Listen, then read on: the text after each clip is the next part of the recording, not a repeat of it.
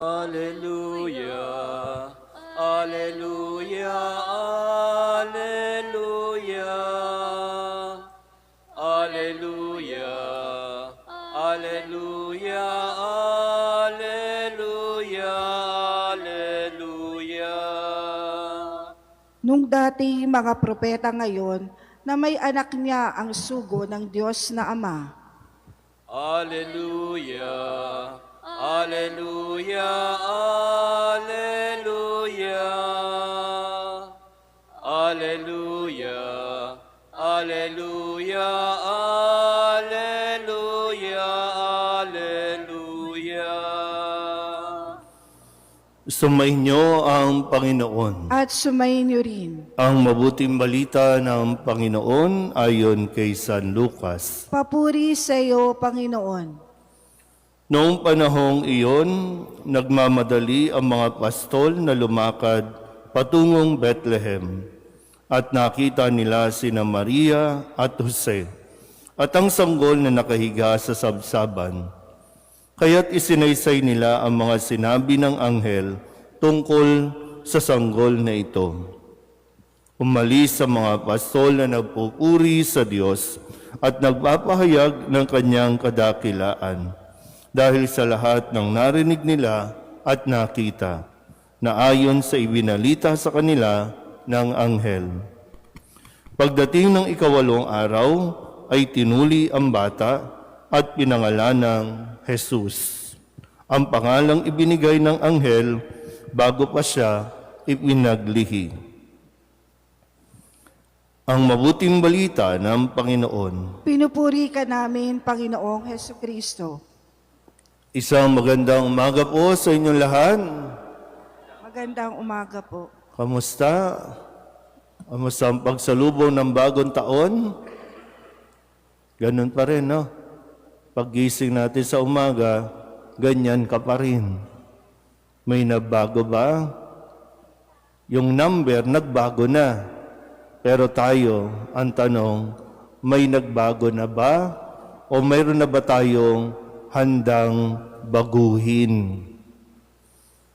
Marami po sa inyo, o marami sa atin, ang gumawa na naman, ang nakiuso, sumunod doon sa mga nakasanayan natin, pagkompleto ng mga bilog na prutas sa mesa, pagsusuot ng mga bilog na damit. Ano pa bang ginagawa natin pagsalubong? Yung paingayan, di ba, no? Palakasan ng ingay. Kasi naniniwala tayong mas maingay, mas madaling maitataboy ang lahat ng kamalasan. Tama ba? Alam niyo ba yon? Kung bakit mayroong paputok? Kung bakit nauso yung paputok? Alam niyo ba kung para saan yan? Ginagamit yun ng mga ibang lahi, pampaalis ng mga demonyo, yung paputok. Kaya mas malakas, mas naitataboy nila yung mga evil spirit. Hindi niyo alam yan. Ang bihira. Tumanda na tayo, hindi nyo pa alam. Paputok lang kayo ng paputok. Pero di ba? Ang ingay, kahit sakali, ang ingay. At taon-taon yun yung ginagawa natin, ang mag-ingay. Pero yun nga, sana habang tumatanda din tayo, mas nagkakaroon tayo dapat ng realizations na, totoo ba ito? Ano bang ginagawa natin? Marami gumastos pa ng pambili ng paputok para lamang makapagpasikat sa mga kapitbahay. Pero ilang minuto, tapos na. O ngayon, balik na naman sa pagta-tricycle driver. Ngayon, balik sa pamamasada. Ngayon, balik na naman sa dati. Wala na naman. Maghihintay na naman ng ayuda. Maghihintay na naman ng paglapit ng mga ngampanya para makakuha man lang kahit konti. Pero sa isang saglit lang, yung grasya, sumasabog. Nawawala, parang bula. Kasi hindi natin pinahalagahan. Pero gusto natin, swertehin tayo pagdating ng 2025. Gaya na nasabi ko kanina, nagpalit na ang numero. Pero tayo ba? Handa na ba tayong magpalit? Kaya nga sa ating Ebanghelyo, magandang gabay din po ito, no? Sabi dito, nakita ng mga pastol ang di ba nagpakita ang mga anghel sa mga pastol at binigyan sila ng instructions, matatagpuan ninyo doon sa bayan ng Bethlehem sa isang sabsaban ang isang sanggol na nababalot ng lampin. Mga pastol ito na nagbabantay sa kanilang mga tupa hating gabi. Pero nagtungo sila doon at nakita nila ang magandang kayamanan na makikita nila sa tanambuhay nila. Yan ay si Jesus. Hindi nagbago ang kanilang pagiging pastol, pero may nagbago sa kanilang pananaw. May nagbago sa kanilang kalooban.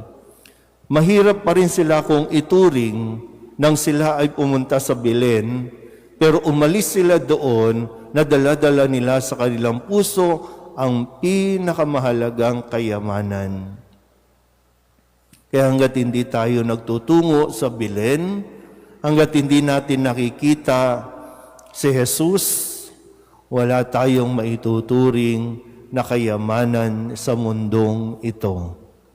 At kahit pa magkaroon ka ng kayamanan sa mundong ito, hindi ka makakaramdam ng kasaganaan, hindi mo masasabing okay ka na kasi laging mayroong kulang kahit gaano pa karami ang pera mo o ang kayamanang pinupundar natin, hindi yan makapagbibigay sa atin ng kaginhawahan hanggat hindi natin nakikita si Jesus na nasa Belen, isinilang kasama si Maria at Jose. Kaya kahit anong pamahiin ang gawin natin sa pagsisimula ng taon na ito, wala rin. Sa existence natin, no? Konti lang naman ang mga bata dito, pero tumanda na tayo, no? Huwag ka na magpapaloko-loko pa. Tingnan nyo yung katabi ninyo. Matanda na yan. Pero nagpapaniwala pa doon sa mga pamahiin na ginagawa o na ipasa sa atin. Sana ngayon tayo, ang ipasa natin, pananampalataya. Kaya nga ngayon, no, ang mahal na Birhen, Maria, ina ng Diyos, ay pinagdiriwang natin. Sino ang ipinapasa niya? Sino ang ibinibigay niya sa atin? Si Jesus. Yan ang kanyang ibinibigay.